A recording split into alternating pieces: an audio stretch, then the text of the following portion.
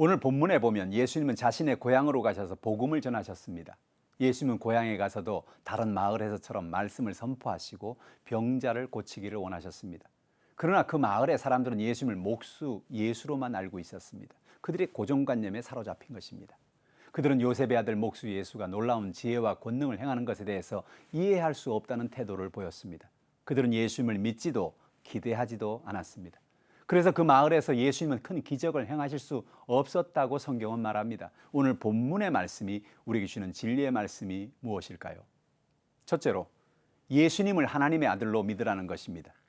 예수님의 고향 마을 사람들은 일생일대 놀라운 기회를 가지게 되었습니다. 예수님이 그 마을에 가셔서 그들에게 복음을 전하게 된 것이지요. 그들은 하나님의 아들을 직접 만날 수 있는 좋은 기회를 가진 것입니다. 그러나 그 마을에서는 예수님을 하나님의 아들로 기대하는 사람은 아무도 없었습니다. 그 이유는 예수님의 고향 마을의 사람들은 예수님을 목수 예수로만 바라보고 있었기 때문에 그렇습니다. 목수 예수가 우리의 문제를 어떻게 해결해주고 우리를 어떻게 고쳐줄 수 있는가 하는 생각을 하고 있었으니 당연히 기적이 일어나지 않았습니다. 그들의 마음속에 있는 고정관념이 그들에게 믿음을 갖지 못하게 하고 그들의 마음속에 기대하지 못하도록 만든 것입니다. 오늘 우리는 예수님을 어떻게 생각하고 있습니까? 예수님을 목수 예수로 보아서는 우리도 기적을 체험할 수 없습니다. 우리는 예수님을 우리의 주님이시고 하나님의 아들로 믿어야 하는 것입니다. 그럴 때 믿음이 생기고 우리의 마음속에 기대감이 생기게 되는 것입니다. 베드로는 아주 중요한 고백을 했습니다. 마태복음 16장 15절로 16절 말씀입니다. 이르시되 너희는 나를 누구라 하느냐? 시몬 베드로가 대답하여 이르되 주는 그리스도시요 살아계신 하나님의 아들이시니이다. 베드로는 예수님을 주님이라고 고백했습니다. 예수님이 자신의 인생의 주인이라는 고백이지요. 베드로는 예수님을 그리스도라고 고백했습니다. 자신들을 구원하러 오시는 메시아이심을 고백한 것입니다. 베드로는 예수님을 살아계신 하나님의 아들이라고 고백했습니다. 오늘 우리도 예수님을 하나님의 아들로 믿고 주인으로 고백하고 살아가는 저 여러분 되기를 주님의 이름으로 축원합니다. 둘째로, 예수님이 주시는 기적을 기대해야 합니다. 예수님의 고향 동네에서는 예수님이 가셔서도 많은 기적이 일어나지 않았습니다. 그 동네에서 예수님은 소수의 병자를 고칠 따름이었습니다. 예수님이 자신들의 병을 고쳐주시고 문제를 해결해 주실 것이라는 기대가 없는 곳에서 예수님은 기적을 행하지 않으셨습니다. 오늘 우리도 문제 해결을 받으려면 예수님을 믿고 예수님을 향한 기대감을 가지고 예수님께 나와야 한다는 것입니다.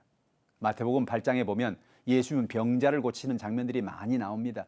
예수님이 병자를 고치시는 것을 보면 병든 사람들이 예수님이 자신의 병을 고칠 것을 믿고 기대하며 나올 때 그들은 놀라운 기적을 경험하게 되는 것입니다.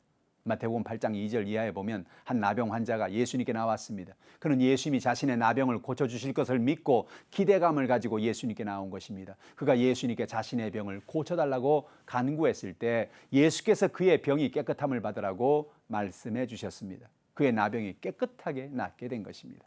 예수님은 나병과 같은 병으로 고통당할지라도 예수님이 치료하실 것을 믿고 기대하고 나오는 사람에게 기적을 베풀어 주시는 것입니다. 오늘 우리도 예수님을 믿고 기대할 때 기적이 일어나게 되는 것입니다. 셋째로, 하나님은 모든 것을 예비하십니다. 예수님은 12제자들을 부르셔서 둘씩 짝을 지어 보내시며 그들에게 더러운 귀신을 제어하는 권능을 주시고 그들에게 각 마을에 가서 복음을 전하게 하셨습니다. 예수님은 12제자들에게 전도 여행을 위해서 지팡이 외에는 양식이나 배낭이나 전대, 돈이나 아무것도 가지고 가지 말라고 말씀하셨습니다. 왜 그랬을까요? 하나님이 그들의 모든 쓸 것을 예비해 주시고 채우실 것이기 때문에 그렇습니다. 하나님은 우리가 필요한 모든 것을 공급해 주시는 것입니다. 이스라엘 백성들이 모세의 인도하심을 받아 광야로 나왔습니다. 하나님은 그들에게 40년간 광야에서 생활할 것이라고 말씀하셨어요. 그 이야기를 듣고 이스라엘 백성들은 염려와 걱정이 가득했을 것입니다. 광야는 양식이 없는 곳이다. 그곳에서 어떻게 우리가 40년 생활할 수 있는가? 놀라운 사실은 하나님이 그들의 양식을 공급해 주시고 그들의 모든 필요한 물을 공급해 주시며 그들의 신발과 옷이 떨어지지 않도록 해 주셨다는 사실인 것입니다. 신명기 8장 16절은 이렇게 말합니다. 내 조상들도 알지 못하던 만나를 광야에서 내게 먹이셨나니 이는 다 너를 낮추시며 너를 시험하사 마침내 내게 복을 주려 하심이었느니라 라고 말합니다. 출애굽한 이스라엘 백성들이 수르 광야에 도착했을 때 사흘길을 가다가 물을 얻지 못합니다.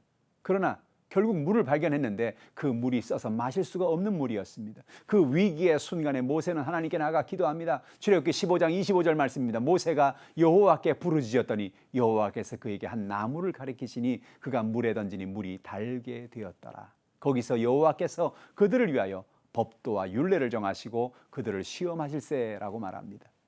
하나님은 그들에게 물을 달게 하신 나무를 쓴 물이 있는 그 곁에 이미 예비해 두셨던 것입니다. 놀라운 사실은 기도할 때 하나님이 예비하신 답을 발견하게 해 주신 것입니다. 예수님의 고향 마을의 사람들은 일생일대의 놀라운 기회를 만났습니다. 하나님의 아들인 예수님이 그들의 마을을 방문해 주신 것이지요. 그러나 그들은 예수님이 하나님의 아들이라는 사실을 인정하지 않았습니다. 그들은 예수님을 다만 목수의 아들로 보고 있었을 따름인 것입니다. 그들은 고정관념에 사로잡혀서 예수님을 하나님의 아들로 믿지도 아니했고 기적을 기대하지도 않았던 것입니다.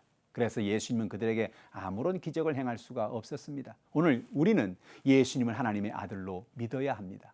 예수님이 오늘 우리의 기도를 들으시고 응답하실 것을 믿고 기대해야 됩니다. 그럴 때 오늘 우리에게도 놀라운 기적이 일어나게 되는 것입니다.